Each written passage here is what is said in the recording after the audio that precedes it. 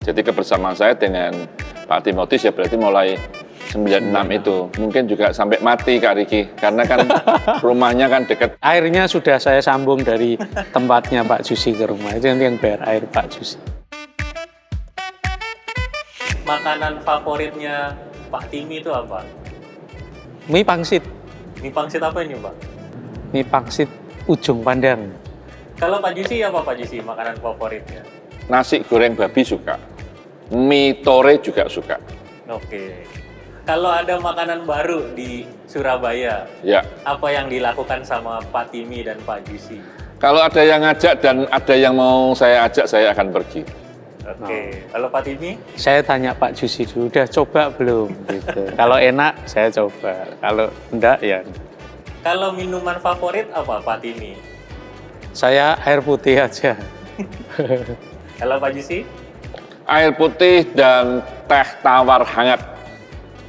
Ya kalau di GKI Resut yang paling membuat mesti terus berdoa dan berjaga-jaga waktu mimpin KKI atau KKR Kesembuhan Ilahi. Nah itu yang membuat saya tidak tenang, gitu ya. Tidak tenang dalam arti kata ya berjaga-jaga terus itu yang cukup melelahkan. Waktu mau mengadakan KKR kedua, saya konfirmasi dengan Tuhan. Artinya begini, Tuhan, perlukah KKR kedua itu diadakan? Kalau perlu, saya minta tolong Tuhan, tunjukkan satu orang saja, dia datang kepada saya, dia ngomong kepada saya, dia merasakan KKR yang pertama itu, dia mendapatkan hasil kesembuhan. Dan ternyata ada orang yang datang kepada saya, dan itu membuat saya berani lagi untuk mengadakan yang kedua. Oke. Sekarang Pak Timi. Ya, waktu itu saya bersama dua penatua itu mengunjungi salah satu anggota jemaat. Dan ternyata sampai di sana sakit dia. Karena beliaunya sakit, sehingga maaf dia tidak bisa buang kotoran dan buang air besar, buang air kecil di tempatnya. Jadi rumah itu memang perlu dibersihkan. Dan yang membuat saya tidak lupa adalah teman-teman penatua itu berinisiatif ya, ayo kita bersihkan rumahnya. Jadi kemudian kami bertiga membersihkan rumah itu bersama-sama dan saya melihat kesungguhan, kerendahan hati teman-teman penatua melayani, melakukan pelayanan bersama-sama. Kami ini sudah biasa kerjasama Kak Riki. Jadi misalnya kalau mau menolong orang ikut katekisasi tanda kutip kilat, nah, kami kerjakan berdua waktu itu. Orang yang mau katekisasi kan kadang butuh yang cepat Kak Riki, entah mau kuliah, entah mau pindah rumah di luar pulau, entah ada keperluan yang lain yang dimana dia membutuhkan itu.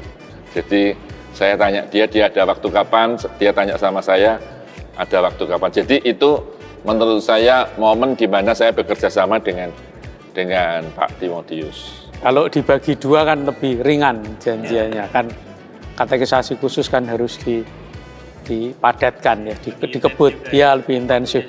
Bisa seminggu 4 kali, 5 kali dan kami bergantian. Kalau dari Pak Timi sendiri, secara pribadi ada nggak yang nggak terlupakan waktu pelayanan bareng sama Pak Jusi? Ya di awal-awal itu kan GKI Resut mungkin karena gedungnya juga besar, sering didatangi orang yang membutuhkan bantuan.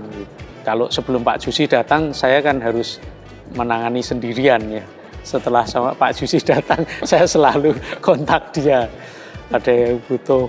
Sampai pernah kita ngantar ke tempat bis ya. Bis, stasiun. Ke stasiun, karena ada orang bilang kami perlu ke Jakarta, lalu ngantarlah kami ke tempat bis. Begini Kak Riki, jadi kalau saya tidak ngerti apa yang mau saya kerjakan atau ada sesuatu yang saya tidak ngerti, saya tanya sama Pak Timotius. Saya bukan menjadi orang yang sungkan untuk bertanya. Ya sebetulnya juga bertanya kepada siapa saja kan, termasuk juga kepada Ibu Naning atau siapa. Kalau saya menemukan sesuatu yang tidak saya ngerti, karena bagi saya rekan itu seharusnya kita dapat bekerja bersama-sama, gitu kali.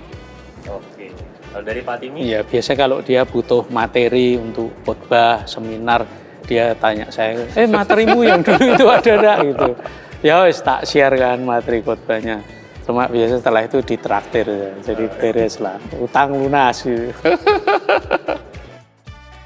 Salah satu yang dulu sempat beberapa orang rekan itu memulai adalah semacam ini tim konseling ya. Dulu pernah terbentuk dan mendampingi jemaat yang sakit terminal, tapi ya hanya sebentar ya karena memang seperti harus kalah prioritas sama yang lain-lain. Tapi menurut saya tim konseling itu seandainya kita punya dan ada ahli-ahli khusus di situ akan sangat baik ya, sebenarnya begitu. Yang juga sudah mulai terwujud melalui teman-teman pemuda adalah ini kelompok kecil ya, pelayanan melalui kelompok kecil. Tapi saya bersyukur sudah ada sudah mulai terbentuk melalui teman-teman di Reshoot ya. Oke. Itu. Terima kasih Pak Timi. Pak Yusi? Kalau bagi saya kan senantiasa berharap GKI Residen Sudirman, terutama anggota jemaatnya itu bisa rukun, bisa baik. Maka saya sebetulnya sangat menyambut sekali dengan adanya Komsel. Jadi saya berharap bahwa Komsel ini terus tetap ada dan terus bisa saling berbagi satu dengan yang lain. Karena dulu saya pernah melakukan hanya beberapa pasang, tapi ternyata sekarang sudah bisa semakin lebih besar, dan itu menurut saya mesti dijaga, mesti diperhatikan supaya bisa lebih baik begitu. Kalau saya pesan sangat sederhana sekali, sama seperti Tuhan Yesus memesankan kepada kita juga, setialah. Setialah itu berarti saudara sekalian, jemaat sekalian setia kepada GKI Residen Sudirman, dan melalui GKI Residen Sudirman Tuhan mau memakai saudara, maka setialah melayani dan ambil bagian di dalam pelayanan. Karena pekerjaan Tuhan di GKI Residen Sudirman itu membutuhkan banyak orang untuk kita bersama-sama mengerjakannya demi kemuliaan nama Tuhan. Oke, Pak Timi?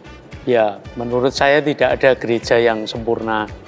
Kalau ada di antara rekan-rekan jemaat yang melihat kekurangan di GKI Reshoot, jangan keluar dan jangan marah, tapi sampaikan kepada majelis jemaat, kepada penatua, pendeta, dan kalau masih belum bisa juga, ya jadilah penatua, mulailah aktif dan ikut ambil bagian dalam memperbaiki semuanya.